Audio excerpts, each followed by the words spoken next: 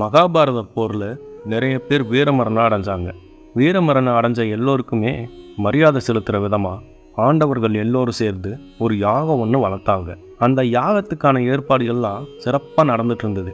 அப்போ கிருஷ்ணர் அங்கே வர்றதை பார்த்த தர்மர் அவரை தலைவணங்கி வரவேற்கிறாரு. கிருஷ்ணர் கேட்கிறாரு, சொர்க்கத்தை அடைகிறதுக்காக போரில் இறந்தவங்களோட பாகங்களை எடுத்து வச்சிட்டிங்களான்னு. அப்போ அர்ஜுனர் சொல்கிறாரு, ஆமாம், எல்லாம் முடிஞ்சது கிருஷ்ணா. முதல்ல பீஷ்மர், துரோணர் அப்படின்னு வரிசையாக வச்சுட்டோம். நீங்கள் வர்றதுக்காக தான் காத்துட்டு இருந்தோன்னு சொல்கிறாரு. இதை கேட்ட கிருஷ்ணரோ, யாகத்தோட முதல் வேண்டுதல் யாருக்குன்னு கேட்குறாரு. அப்போது தர்மர் சொல்கிறாரு, கண்டிப்பாக இந்த குலத்தோன்றலுக்கு முக்கிய காரணமாக இருந்த பீஷ்மருக்கு தான் அப்படின்னு.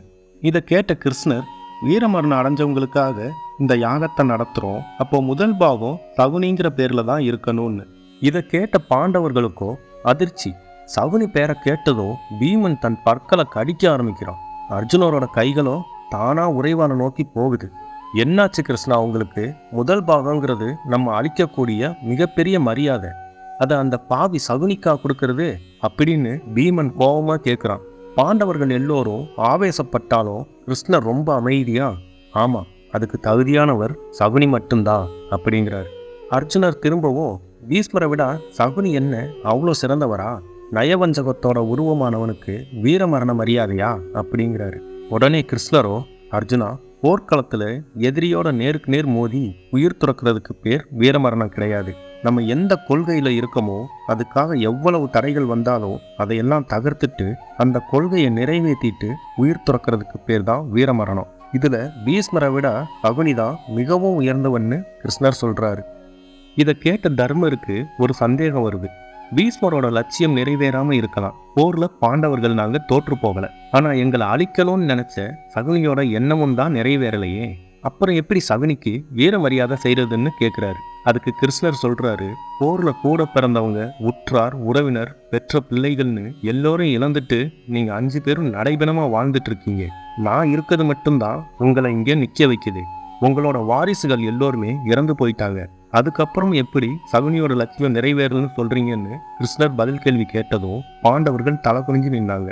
இருந்தாலும் சகுனியோட லட்சியம் எங்களை அழிக்கிறத விட துரியோதனனுக்கு வெற்றியை தேடி தர்றது தானே, அது நிறைவேறலையே. கௌரவர்கள் எல்லோருமே அழிஞ்சு போயிட்டாங்களே, இன்னும் எப்படி அவருக்கு மரியாதை செய்யறதுன்னு அர்ஜுனர் வாக்குவாதம் செய்கிறாரு. அதுக்கு கிருஷ்ணர், அர்ஜுனா, எதை நினைச்சு சகுனி தன்னோட வாழ்க்கையை ஆரம்பிச்சானோ அதை தான் செஞ்சு முடிச்சிருக்கான். ஒரு பக்கம் 100 எதிரிகள், இன்னொரு பக்கம் 5 எதிரிகள். உங்க 5 பேரை அழிக்கிறதா சொல்லியே பல செயல்கள் மூலமா அந்த 100 பேரையும் உங்களை வச்சே அழிச்சிட்டான். உங்களையும் நடைபெணமா ஆக்கிட்டான். இது தெரியாம நீங்க பேசிட்டு இருக்கீங்கன்னு சிரிச்சுட்டே சொன்னாரு கிருஷ்ணன். அவ்வளோ நேரம் அமைதியா இருந்த திருதராஷ்டிரன் இதை கேட்டதும், என்ன கௌரவர்கள் அழிக்கிறது சகுனியோட லட்சியமா? ஏன் கிருஷ்ணா அப்படின்னு பதட்டத்தோட கேட்கிறாரு. அவரோட 100 பிள்ளைகளை இழந்த வெறுமை அவரை இப்படி கேட்க வச்சது. கௌரவர்கள் மட்டும் இல்லை, ஒட்டுமொத்தவங்களோட குலத்தையே வேரோட அழிக்கணுங்கிறது தான் சகுனியோட நோக்கம், லட்சியம் எல்லாமே. அதை அவன் தனி ஒருத்தனா செய்ய முடியாது இல்லையா? அதுக்காக தான் கௌரவர்களுக்கும் பாண்டவர்களுக்கும் விரோதத்தை வளர்த்து அதன் மூலமா தன்னோட லட்சியத்தை நிறைவேற்றிருக்கான்னு சொன்னாரு கிருஷ்ணர். பாம்புன்னு தெரியாம பாலவாத்து என்னோட 100 பிள்ளைகளோட சாவுக்கு நானே காரணம் ஆகிட்டேனேன்னு கோபப்பட்டாரு திருதராஷ்டிரன். சகுனி பாம்பு கிடையாது, அடிபட்ட புலி. பழிக்கு பழி வாங்கணும்னு காத்திருந்து நேரம் வரவும் அதை பயன்படுத்திக்கிட்டான்னு சொல்றாரு கிருஷ்ணன். திருதராஷ்டிரனோ, துரோகி, நல்லவ மாதிரி நடிச்சு இப்படி என்னை ஏமாத்திட்டான்னு சொல்றாரு. இதை கேட்ட கிருஷ்ணன், இங்க இருக்க எல்லாரையும் விட சகுனி நல்லவன் தான்னு சொல்றாரு. உங்க பையன் துரியோதனனை கொன்னதுக்காக பீமனை கொல்ல நினைச்ச நீங்க நல்லவங்க தானே? அபிமன்யுவை கொன்ன ஜெயத்ரதனை பழிவாங்கின அர்ஜுனன் நல்லவன் தானே? பாஞ்சாலி சபதத்தை நிறைவேற்றுறதுக்காக துரியோதனனை கொண்ட பீமன் நல்லவன் தானே? அப்போ தன் கண்ணு முன்னாடியே தன் குடும்பத்தினர் ஒவ்வொருத்தரா உணவு இல்லாம உயிர் துறக்கிறத பார்த்த சகுனி, அதுக்கு காரணமா இருந்த உங்க குலத்தை அழிக்க நினைச்சு அதுக்காகவே உயிர் வாழ்ந்த சகுனி உங்க எல்லோரையும் விட நல்லவன் தான்னு சொல்றாரு கிருஷ்ணர். திருதராஷ்டிரனுக்கு இன்னும் அதிர்ச்சியா இருந்தது. என்ன கிருஷ்ணா சொல்ற? எங்க குலம் தான் சகுனியோட குலத்தை அழிச்சிச்சா? இதை என்னால நம்பவே முடியலையே. என் மனைவியோட சகோதரன் அப்படிங்கிறதுனால நான் தானே அவனை வளர்த்துட்டு வந்தேன். அப்புறம் எப்படி அவனோட குடும்பம் அழியறதுக்கு நாங்க காரணமா இருக்க முடியும்? சகுனியோட வாழ்க்கை சரித்திரம் தான் என்ன அப்படின்னு கேட்கிறாரு திருதராஷ்டிரர். அதுக்கு கிருஷ்ணரோ, அது எனக்கும் பீஷ்மருக்கும் மட்டும் தெரிஞ்ச விஷயம், அது இருக்கட்டும். சகுனிக்கு முதல் பாகம் தர முடியுமா முடியாதான்னு கேட்குறாரு. அதுக்கு தர்மரோ ரொம்ப அமைதியா, கிருஷ்ணா, கோபப்படாத. யாகத்தோட முதல் பாகம் யாருக்குமே தீங்கிழைக்காத, தவறு செய்யாத பீஷ்மரை விட்டுட்டு சகுனிக்கு தர சொல்றத எங்களால் ஏற்றுக்க முடியலன்னு சொல்றாரு. தர்மா வீரனா நல்லவனா ஒழுக்கமானவனா இருந்த சகுனிய இந்த நிலைமைக்கு ஆளாக்குனதே பீஷ்மர் தான்னு உனக்கு தெரியுமா? உங்க குலத்தோட பெருமை குறைஞ்சிடக்கூடாதுங்கிறதுக்காக சகுனியோட குடும்பத்தையே அழிச்சு மறைச்சவர் தான் பீஷ்மர். அது உனக்கு தெரியுமா? அந்த குடும்பத்துல தப்பி பிழைச்சவன் தான் சகுனி. அது உனக்கு தெரியுமா? தன்னோட வாழ்க்கையை மாத்திக்கிட்டு தன்னோட லட்சியம் வெல்றதுக்காக மட்டும் அவன் இப்படி நடந்துக்கிட்டான். இதுல என்ன தப்பு இருக்கு? போர்ல நம்ம ஜெயிக்கணும்னு பல அதர்மங்களை தர்மங்களா மாத்தும் பொழுது அவனோட லட்சியத்துக்காக அவன் செஞ்சதும் தர்மம் தான் அப்படின்னு சொன்னார் கிருஷ்ணன். அப்போ பாஞ்சாலியை துயில் இருக்க வச்சதும் சகுனி தான், அதுவும் தர்மம் தானான்னு கேலியா கேட்குறான் பீமன். அவ்வளோ நேரம் பொறுமையா பதில் சொல்லிட்டு இருந்த கிருஷ்ணன் கோபப்பட்டு, பீமா நீ ரொம்ப வரம்பு மீறிட்ட. அன்னைக்கு நடந்ததை நல்லா யோசிச்சு பாரு. எனக்கு பதிலா என்னோட மாமா சகுனி தாயம் உருட்டுவார்னு துரியோதனன் சொன்னதும் எங்களுக்கு பதிலா கண்ணன் தாயம் உருட்டுவார்னு உங்களை யாராவது சொல்லியிருந்தா அன்னைக்கு அந்த நிகழ்வு நடந்திருக்காது. அன்னைக்கு போட்டி துரியோதனனுக்கும் தர்மனுக்கும் நடந்ததே தவிர சகுனி கூட கிடையாது. அந்த இடத்துல தாயக்கட்டை போல சகுனியும் ஒரு கருவிதான். பாஞ்சாலியோட அவமானம் சகுனி திட்டமிட்டது கிடையாது. அதுக்கு முழு பொறுப்பும் தர்மனும் துரியோதனனும் தான். மற்ற எல்லோரும் வேடிக்கை மட்டும்தான் பார்த்துட்டு இருந்தாங்க. அதே மாதிரி தான் சகுனி ஒரு பார்வையாளன் தானே தவிர பலியாடு கிடையாது. அதை புரிஞ்சுக்கிட்டு தான் பேசணும்னு கிருஷ்ணர் கோபமா சொன்னாரு. அவ்வளோ நேரம் பேசாம இருந்த சகாதேவன் எழுந்து வந்து பணிவோட கிருஷ்ணரை வணங்கிட்டு, கிருஷ்ணா பீமனை மன்னிச்சிடுங்க. நீங்க சொன்னதை மறுத்து பேசின அவ பேர் அவனுக்கு வேண்டாம். யாகத்தோட முதல் பாகத்தை சகுனிக்கே கொடுக்கலான்னு சொன்னதும் எல்லோரும் ஒத்துக்கிட்டாங்க. சொன்ன மாதிரியே சகுனிக்கே முதல் மரியாதை கிடைச்சது. யாகம் ரொம்பவே சிறப்பாக நடைபெற்றுச்சு. யாகம் முடிஞ்சதும் கிருஷ்ணர் வெளியே போனாரு. அவரை பின்தொடர்ந்து சகாதேவனும் போய், பரமாத்மா சகுனிக்காக நீங்க பறிஞ்சு பேசினது எனக்கு ரொம்பவே ஆச்சரியமா இருந்துச்சு. அதுக்கு பின்னாடி கண்டிப்பா ஏதோ ஒரு காரணம் இருக்கும். அது என்னன்னு நான் தெரிஞ்சுக்கணும்னு ஆசைப்படுறேன். சகுனியை கொன்னவன் உரிமையில இதை நான் உங்ககிட்ட கேட்குறேன் அப்படின்னு சகாதேவன் கேட்டாரு. கிருஷ்ணரும் வேற வழி இல்லாம சகுனியோட உண்மையான வரலாறை பத்தி சகாதேவன் கிட்ட சொல்றாரு. சகுனியோட அப்பா பேர் சுபாலன். சுபாலன் தன் மகன் சகுனி முன்னாடி கைகளை நீட்டி விரல்களை விரிச்சு கண்களை மூடிட்டு உட்கார்ந்திருந்தாரு.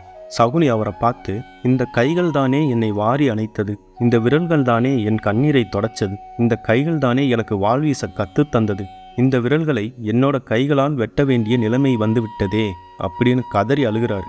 அது மட்டும் இல்லாம பக்கத்துல இருந்த குருவாலை எடுத்து தன் தந்தையோட விரல்களை தன் கையாலேயே கொஞ்சம் கொஞ்சமா வெட்டத் தொடங்கினாரு.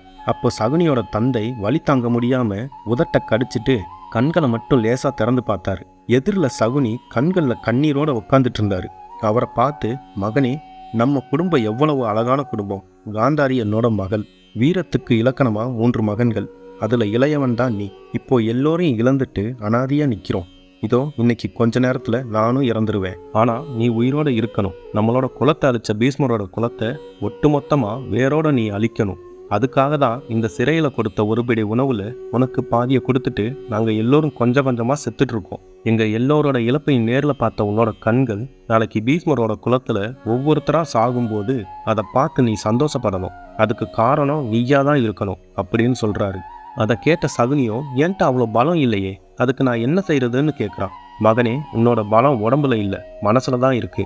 அதை நீ உன் புத்தி வழியாக தான் பயன்படுத்தணும். உன்னோட திட்டங்களால் மட்டும்தான் எதிரிகளை தகர்க்கணும். நேரடியாக யாரையும் எதிர்க்கக்கூடாது.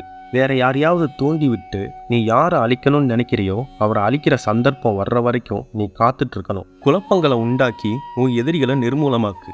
இன்னைக்கிருந்து சகுனின்னு பேரை கேட்டாலே இதுதான் பொருளா இருக்கணும். நீ வெட்டிய என்னோட விரல்களை தாயக்கட்டையா வச்சுக்கோ. நீ எப்ப எந்த எண்ணெய் கேட்டாலும் அந்த எண்ணெய் நான் வந்து விழுவேன். அந்த நேரத்தில் இதை பயன்படுத்துறது தான் உன்னோட திறமைன்னு சுபாலன் சொல்றாரு. அப்பா நம்ம என்ன தப்பு பண்ணோம்? எதுக்காக பீஷ்மர் நம்மளை இப்படி அடியோட அழிக்க நினைக்கிறாரு? நம்மளோட சகோதரி காந்தாரிய கூட அவர் தானே பெண் கேட்டு வந்தாரு. அதனால தானே திருதராஷ்டிரனுக்கு மனம் முடிச்சு கொடுத்தோம். அப்புறம் ஏன் நம்மளுக்கு இந்த முடிவுன்னு சகுனி கேட்கிறாரு.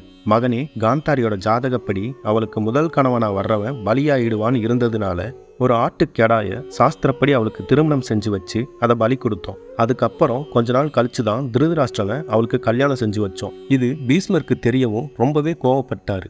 நம்மளோட விளக்கத்தை அவர் ஏத்துக்கவே இல்லை. ஆடா இருந்தாலும் அது பலியானதுனால காந்தாரி ஒரு விதவை தானே.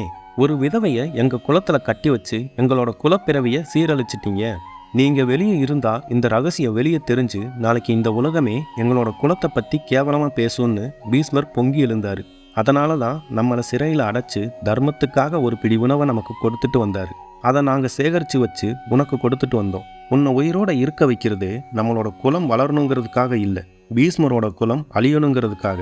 அதனால் அன்பு, பாசம், கருணை, நேசம்னு எதையும் மனசில் வச்சுக்காம வெறுப்பு, பழி, வன்மம், இகழ்ச்சின்னு இதை மட்டும்தான் நீ மனசில் வச்சுக்கணும் அப்படின்னு சொல்கிறாரு சகுனியோட தந்தை. இதை சொல்லிட்டு இருக்கும்போதே சுபாலனோட உயிர் கொஞ்சம் கொஞ்சமாக பிரிஞ்சிட்டு இருந்தது. தன்னோட ஒட்டுமொத்த உயிர் சக்தியையும் ஒரு கையில் கொண்டு வந்து ஒரு வாளை எடுத்து சகுனியோட கணுக்காலில் வாளோட பின்பகுதியை வச்சு ஓங்கி அடிச்சாரு. வலியில சகுனி கத்துனாரு, அப்பா என்ன இது, ஏன் இப்படி பண்ணீங்க? வாழ்நாள் முழுவதும் என்னை ஊனமாக்கிட்டீங்களே, கால் தாங்கி தாங்கி நடக்கிறத பார்த்து எல்லோரும் என்னை ஏளனம் செய்வாங்களே, ஒரு தந்தை மகனுக்கு செய்யக்கூடிய காரியமா இதுன்னு கோபப்பட்டாரு. மகனே, என்னை மன்னிச்சிடு. இனி உன்னை பார்க்குறவங்க எல்லோரும் ஏளனமாக தான் பார்க்கணும். அது உன்னோட நெஞ்சில் கேவலமாக பதியணும். கோபத்தையும் வெறுப்பையும் அவங்க உன் மீது காட்டும்போது அது எரிதலெல்லாம் மாறி உன் மனசுல பரவணும். அதனால எல்லோர்கிட்டையும் நீ அன்பு செலுத்த முடியாது. நீ வேதனையோட எடுத்து வைக்கிற ஒவ்வொரு அடியையும் உன்னை ஏளனமா மற்றவங்கள பார்க்க வைக்கும். அந்த ஏளனமே அவங்களோட அழிவுக்கும் காரணமா இருக்கும். உன்னோட இந்த நிலைமைக்கு பீஷ்மர் மட்டும் இல்லை, அவரோட குலமும் தான் காரணம். பீஷ்மரோட குலத்தை அழிக்கிறது தான் உன்னோட நோக்கமாகவே இருக்கணும். மகனே, அதை அழிப்பேன்னு எனக்கு வாக்கு கொடுன்னு சொல்லிட்டு இருக்கும்போதே சுபாலன் உயிர் பிரிஞ்சது. தன் தந்தையோட முகத்தை பிடிச்சு சகுனி அழுத அலறல் சத்தம் பீஷ்மரோட காதலையும் கேட்டுச்சு. ஆனா அது தன்னோட குலத்தோட அழிவுக்கான ஆரம்ப சங்கோசைன்னு பீஷ்மருக்கு அப்போ தெரியல. இவ்வளவு நேரம் இதை கேட்டுட்டு இருந்த சகாதேவனுக்கோ பேரதிர்ச்சியா இருந்தது. அப்போ கிருஷ்ணர் சொல்றாரு, சகாதேவா, காலத்தோட மறு உருவம் தான் நீ. அதனால தான் எதிர்காலத்தை தெரிஞ்சுக்கக்கூடிய ஜோதிட கலை உனக்கு நல்லாவே தெரியும். சகுனியை கொன்னது நீ கிடையாது, காலம்தான். சகுனியோட லட்சியம் முடிஞ்ச பிறகு அவரை கொன்னது. அதனால நீ அதை நினைச்சு கவலைப்பட வேண்டாம். அது மட்டும் இல்லாம இந்த பிரபஞ்சத்திலேயே சகுனி ஒருத்த மட்டும்தான் அனுதினமும் என்னை நினைச்சிட்டே இருப்பான். அது பக்தியா இல்லாட்டாலும் என்னோட ஒவ்வொரு அசைவுக்கால பொருள் என்னன்னு அவனுக்கு நல்லாவே தெரியும். அவன் உயிரோட இருக்கப்ப அவனுக்கு நான் எதுவுமே செய்ய முடியல. அவன் என்னோட பக்தன் இல்லை, இருக்கவும் விருப்பப்படலை. ஆனாலும் அவன் என்னை ஏற்றுக்கிட்டதுனால தான் யாகத்தோட முதல் பாகத்தை அவனுக்கு கொடுத்து பெருமைப்படுத்தினேன். என்னை விரும்பி ஏற்கிறதும் விரும்பாமல் ஏற்கிறதும் முக்கியம் இல்லை, என்னை ஏற்றுக்கிறது தான் முக்கியம். ஒருத்தரை ஆட்கொள்றதுக்கு அதுவே போதுமானதுன்னு சொல்லிட்டு கிருஷ்ணர் அங்கே இருந்து கிளம்புனாரு. கிருஷ்ணர் கிளம்புனதும் அவரையே பார்த்துட்டு இருந்தா சகாதேவன். சகுனியோட வாழ்க்கையை பற்றி நினச்சி பார்த்தீங்களா? இவ்வளோ நாள் சகுனியை ரொம்பவே இழிவாக நினச்சிட்டு இருந்தோம். ஆனால் தன்னோட குடும்பத்துக்காக அவர் செஞ்ச தியாகத்துக்கு அப்புறம் அவர் வாழ்க்கையை அவர் வாழவே இல்லை. அந்த லட்சியம் நிறைவேறினதும் தான் உயிர் திறந்தாரு. பாண்டவர்களுக்கு பக்கபலமா கிருஷ்ணர் இருந்ததுனால அவர் நினைச்சிட்டே இருந்தாரு சகுனி. அது பக்தியா இல்லைனாலும் கூட கடவுளை மனசுல நினைச்சதுனால கடவுள் சகுனியை தன் பக்தனா ஏத்துக்கிட்டாரு. அவருக்கு செய்ய வேண்டிய மரியாதையையும் தக்க சமயத்துல செஞ்சாரு. சகுனினாலே சண்டை மூட்டி விடுறது வஞ்சகம், வன்மம்னு நினைச்சிட்டு இருந்தோம். இது மூலமா நம்ம சகுனிக்கிட்ட இருந்து கத்துக்க வேண்டிய விஷயங்களும் இருக்கு. தன்னோட லட்சியத்தை நிறைவேற்ற விடாமுயற்சியோட இருக்கணும்னு சகுனிக்கிட்ட இருந்து கத்துக்கலாம். இதே போல நிறைய கதைகளை தெரிஞ்சுக்க உங்கள் சுகாஷ் சுட்டி ஸ்டோரிஸ் சேனலை சப்ஸ்கிரைப் பண்ணிட்டு கூடவே அந்த பெல் ஐக்கானையும் கிளிக் பண்ணிருங்க.